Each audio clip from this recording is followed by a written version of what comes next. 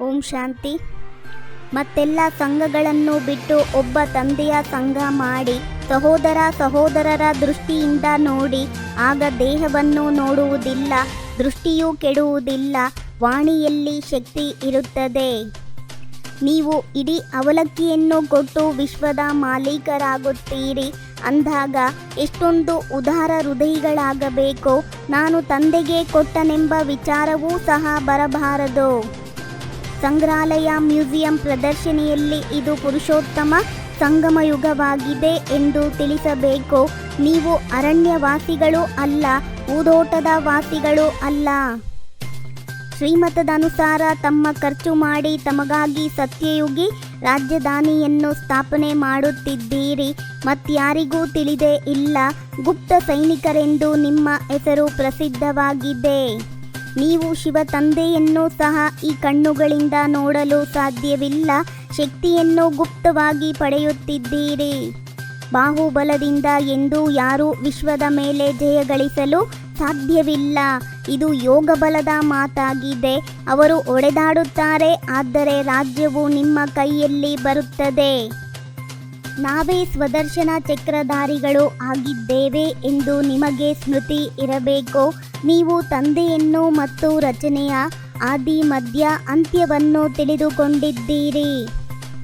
ನೀವೆಲ್ಲರೂ ವಧುವಾಗಿದ್ದೀರಿ. ತಂದೆಯು ವರನಾಗಿದ್ದಾರೆ. ಅವರು ಬರುವುದೇ ಸರ್ವರ ಸದ್ಗತಿ ಮಾಡಲು. ನೀವು ಮಕ್ಕಳಿಗೆ ಶೃಂಗಾರ ಮಾಡುತ್ತಾರೆ. ನಿಮಗೆ ಈಗ ಡಬಲ್ ಇಂಜನ್ ಸಿಕ್ಕಿದೆ. ನಡೆಯುತ್ತಾ ತಿರುಗಾಡುತ್ತಾ ತಂದೆಯನ್ನು ನೆನಪು ಮಾಡುತ್ತೀರಿ. ಕಷ್ಟದ ಮಾತೇ ಇಲ್ಲ. ಯಾರೇ ಸಿಗಲಿ ಅವರಿಗೆ ಮಾರ್ಗವನ್ನು ತಿಳಿಸುತ್ತೀರಿ. ಜ್ಞಾನವು ಎಷ್ಟು ಸಮಯ ಮತ್ತು ಭಕ್ತಿಯು ಎಷ್ಟು ಸಮಯ ನಡೆಯುವುದೆಂದು ಎಲ್ಲ ಮಾತುಗಳನ್ನು ತಿಳಿಸಬೇಕಾಗುತ್ತದೆ. ಮುಖ್ಯ ಮಾತು ಬೇಅದ್ದಿನ ತಂದೆಯನ್ನು ನೆನಪು ಮಾಡಿ.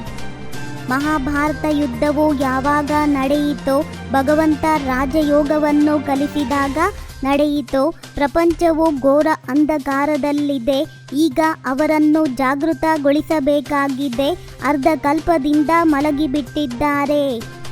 ಎಲ್ಲರೂ ಪಾವನರಾಗಲೇಬೇಕಾಗಿದೆ. ಕೆಲವರು ಯೋಗ ಬಲದಿಂದ, ಕೆಲವರು ಶಿಕ್ಷೆಗಳಿಂದ ಪಾವನರಾಗುತ್ತಾರೆ.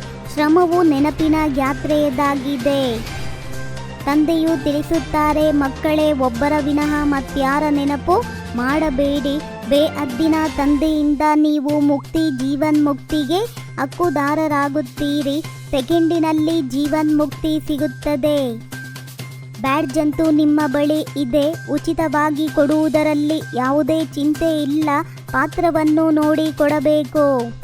ತಮ್ಮೊಳಗೆ ನೋಡಿಕೊಳ್ಳಿ. ಬುದ್ಧಿಯು ಎಲ್ಲಿಯೂ ಅಲೆಯುವುದಿಲ್ಲವೇ? ತಂದೆಯನ್ನು ಎಷ್ಟು ಸಮಯ ನೆನಪು ಮಾಡಿದೆನು? ಇಲ್ಲಿ ಏಕೆ ಕುಳಿತಿದ್ದೀರಿ? ಪಾರಲೌಕಿಕ ತಂದೆಯಾದ ನನ್ನನ್ನು ಮರೆಯುತ್ತೀರಿ. ನಿಮಗೆ ನಾಚಿಕೆ ಆಗುವುದಿಲ್ಲವೇ? ಮತ್ತೆಲ್ಲ ಸಂಘಗಳನ್ನು ಬಿಟ್ಟು ತಂದೆಯ ಸಂಘ ಮಾಡಿ ತಪ್ಪು ಮಾಡಬೇಡಿ ಎಂದು ತಂದೆಯು ತಿಳಿಸುತ್ತಾರೆ. ಭಗವಂತನು ನಮ್ಮನ್ನು ದತ್ತು ಮಾಡಿಕೊಂಡಿದ್ದಾರೆ. ಅವರೇ ನಮ್ಮ ಶಿಕ್ಷಕರಾಗಿ ಓದಿಸುತ್ತಿದ್ದಾರೆ. ಈಗ ಪದಂ ಭಾಗ್ಯದ ಸ್ಮರಣೆ ಮಾಡಿ ಖುಷಿಯಲ್ಲಿ ಇರಬೇಕಾಗಿದೆ. ನಾವು ಆತ್ಮಗಳು ಸಹೋದರರಾಗಿದ್ದೇವೆ.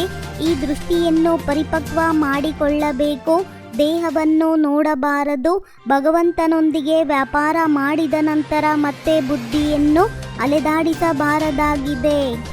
ಈ ಅಲೌಕಿಕ ಜೀವನದಲ್ಲಿ ಸಂಬಂಧದ ಶಕ್ತಿಯಿಂದ ಅವಿನಾಶಿ ಸ್ನೇಹ ಮತ್ತು ಸಹಯೋಗ ಪ್ರಾಪ್ತಿ ಮಾಡಿಕೊಳ್ಳುವಂತಹ ಶ್ರೇಷ್ಠ ಆತ್ಮಭಾವ, ಶ್ರೇಷ್ಠ ಅಲೌಕಿಕ ಜೀವನವುಳ್ಳವರು, ಶಕ್ತಿ ಸಂಪನ್ನ ವರದಾನಿ ಆತ್ಮಗಳಾಗಿರುವಿರಿ. ಅರ್ಜಿ ಹಾಕುವಂಥವರಲ್ಲ, ಸದಾ ರಾಜಿಯಾಗಿರುವವರಾಗಿ.